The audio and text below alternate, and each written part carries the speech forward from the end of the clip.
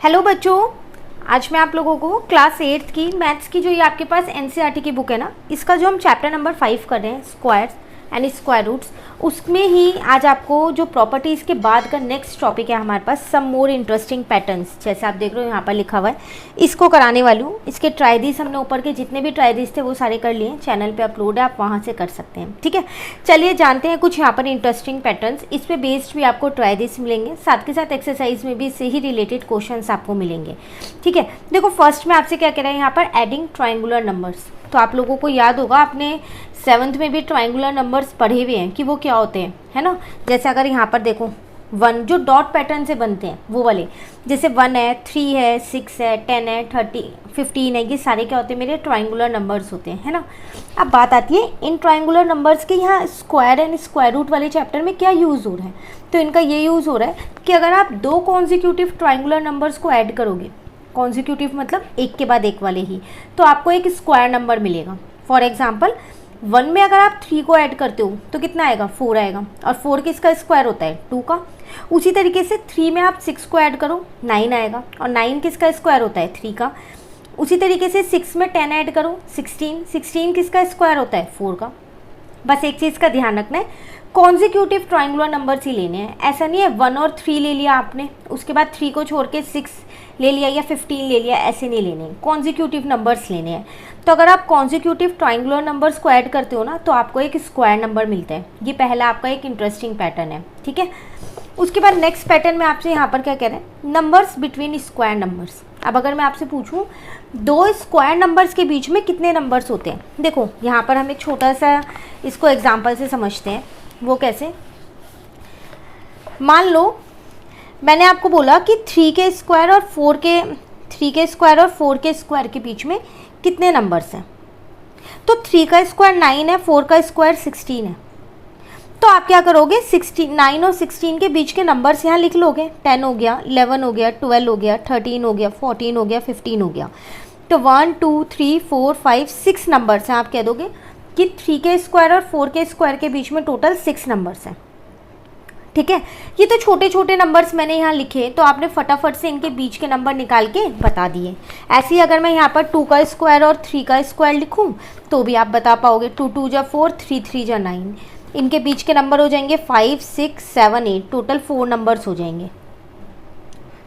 बता पाओगे ना इजीली। लेकिन अगर हम कोई बड़ा नंबर ले लें, जैसे मान लो मैंने 21 का स्क्वायर ले लिया और 22 का स्क्वायर ले लिया। अब पहले आप इन दोनों का स्क्वायर निकालोगे, फिर उनके बीच के नंबर्स को ढूंढोगे क्या कितने होते हैं, सारे नंबर्स लिखोगे नहीं, ये बहुत लेंथी प्रोसेस हो जाएगा। तो इसके लिए हमारे पास एक छोटा सा प्रोसेस है। वो क्या, देखो जैसे मैंने ये लिए 9 और 16, आप क्या करो 16 में से 9 को माइनस कर दो, 7 आएगा। तो आप ये नहीं है कि इनके बीच में 7 नंबर है, नहीं, जितना भी माइनस करके आएगा ना उससे एक कम नंबर होगा। जैसे आपको पता है इनके बीच में 6 है, अभी हमने लिखे। उसी तरीके से 9 में से 4 को माइनस करोगे तो 5 आएगा। तो इनके बीच में कितने नंबर है, 4 नंबर्स हैं। तो जब भी किन्हीं 2 नंबर्स के स्क्वायर के बीच के नंबर्स वो पूछे ना आपसे, तो आप उनका स्क्वायर निकाल लो। ठीक है, अब जैसे अगर मैं यहाँ 12 का स्क्वायर और 13 का स्क्वायर लूँ, तो ये मेरे पास 144 होता है, ये 169 होता है। मैं क्या करूँगी, 169 में से 144 को माइनस कर दूँगी। तो 9 में से 4 गया 5, 6 में से 4 गया 2, 25। तो इसका मतलब इन दोनों के बीच में कितने नंबर्स हैं, 24 नंबर्स हैं। एक नंबर कम करके लिखना है।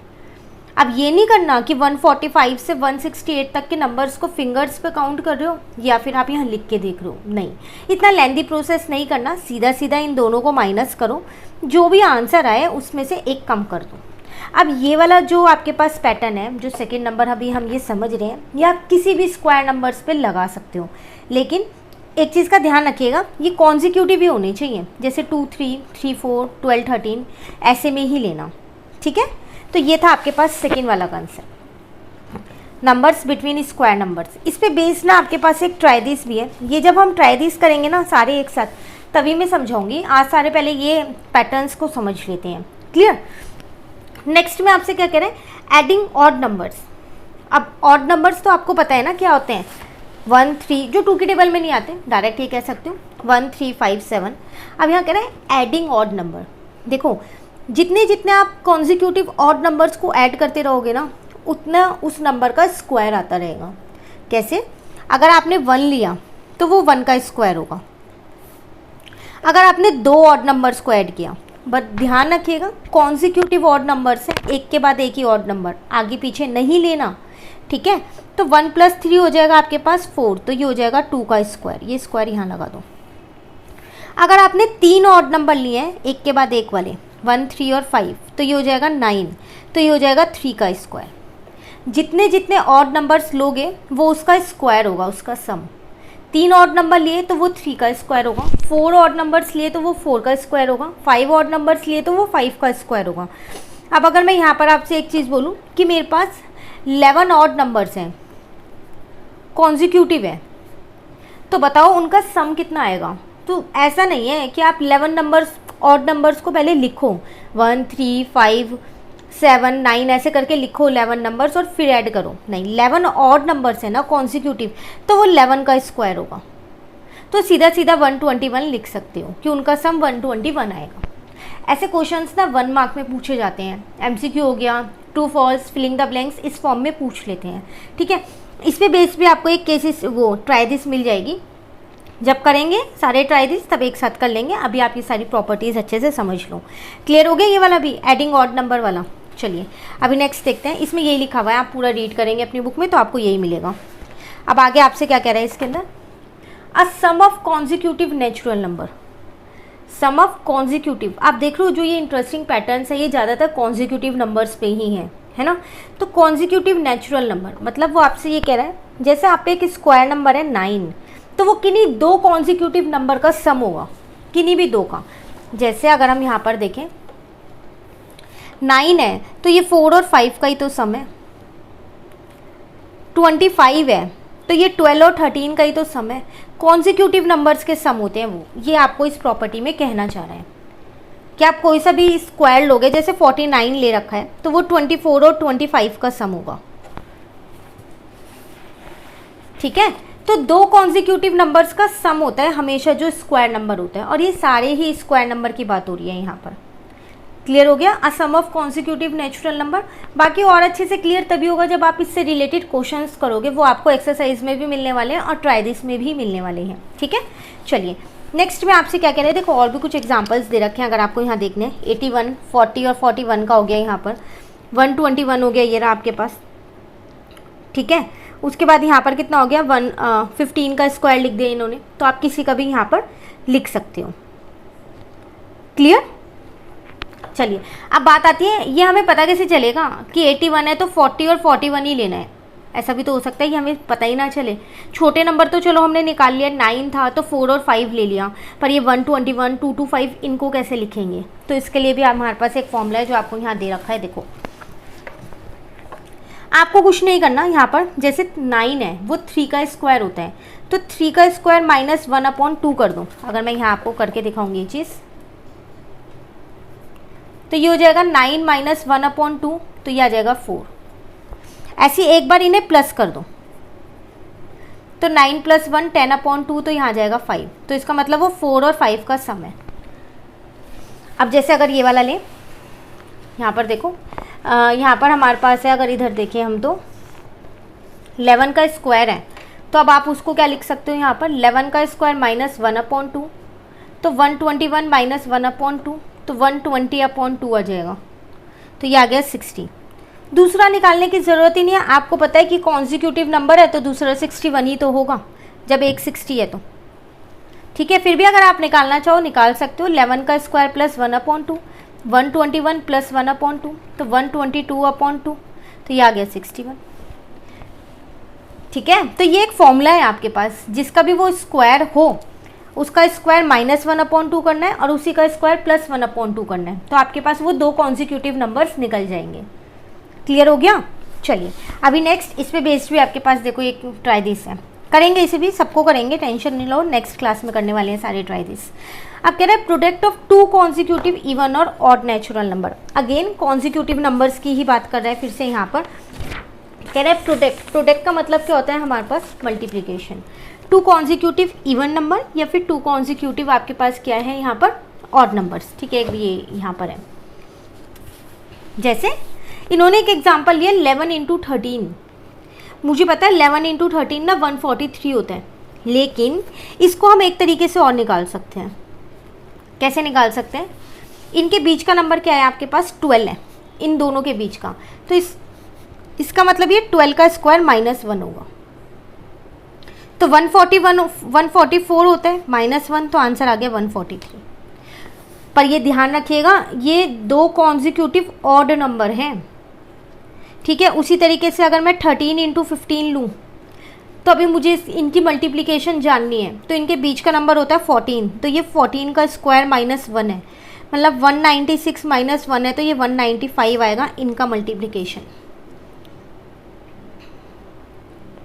क्लियर हुआ? इसको आप ऐसे भी कर सकते हो, अगर आपको ये जानना है तो आप सीधा सीधा क्या करो, 13 इंटू 15 भी कर सकते हो। एक नंबर इसके पहले का, एक नंबर इसके बाद का, कोई से भी ले सकते हो, इवन नंबर भी ले सकते हो। अगर मैं यहाँ पर इवन नंबर लूँ कोई सा, 44 इंटू 46 लूँ तो इनके बीच का नंबर 45 है, 45 का स्क्वायर -1 है ये। तो एक जनरल फॉर्मूला यहाँ पर आ गया कि a+1 और a-1 किसके बराबर है? a² -1 के। ये एक आइडेंटिटी भी है जो आपको 9th क्लास में मिलने वाली है। क्लियर हुआ? बाकी जैसे जैसे इनके क्वेश्चंस आएंगे ना, उसमें ये मैं आपको दोबारा एक्सप्लेन करूंगी कि क्वेश्चंस में इन्हें कैसे अप्लाई करना है। फिलहाल के लिए ये क्लियर हो गया कि आप प्रोडक्ट ऑफ 2 कॉन्जिक्यूटिव इवन और ऑड नेचुरल नंबर्स को ऐसे भी लिख सकते हो, ठीक है। चलिए अब आ जाते हैं हम इस वाले पे, 6th पॉइंट पे, सम मोर पैटर्न्स इन स्क्वायर नंबर। कुछ पैटर्न्स आपको यहाँ दे रखे हैं, ये लास्ट है 6th, उसके बाद हमारी नेक्स्ट पेज से एक्सरसाइज शुरू है। यहाँ आपसे कह रहा है एक पैटर्न आपको दे रखा है, देखो 1 का स्क्वायर करते हो 1 आएगा, एक 1 और ऐड कर दिया 11 बन गया, 11 का स्क्वायर आ गया 121, ध्यान से समझना। 111 का स्क्वायर आ गया 12321। एक चीज़ नोटिस की इसमें आपने, अगर मैं इसको कॉपी में लिखूँ साथ के साथ, 1 का स्क्वायर किया 1 आया, एक 1 यहाँ पर ऐड हो गया 11 बन गया, तो ये आ गया 121, ठीक है। यहाँ पर 1 2 आ गया, ये 1 ऐसे लिखा है। क्लियर हुआ? अब मैंने यहाँ एक और 1 ऐड कर दिया, अब क्या आएगा? अब आएगा 1 2 3 2 1। कैसे? मैंने क्या इसका स्क्वायर करके देखा है? नहीं, पैटर्न बनाओ, पैटर्न 1 फिर 1 2 1 आया, यहाँ 1 2 3 एक और नंबर ऐड हो गया और पीछे वाले 2 नंबर्स वापस रिपीट हो गए। अब एक बार फोड़ लो, 4 बार 1 लिखा है यहाँ मैंने, तो आएगा 1 2 3 4, एक 4 ऐड हो जाएगा, ठीक है। अब पीछे वाले नंबर्स रिपीट हो जाएंगे 3 2 1। कहीं दिक्कत? देखो ये ना, अब ऐसे अगले में यहाँ पर 5 आ जाएगा और पीछे वाले ये नंबर्स रिपीट हो जाएंगे, फिर 6 आ जाएगा, फिर 5 वाले नंबर्स रिपीट हो जाएंगे, तो ये एक पैटर्न बनता जा रहा है। क्लियर हुआ?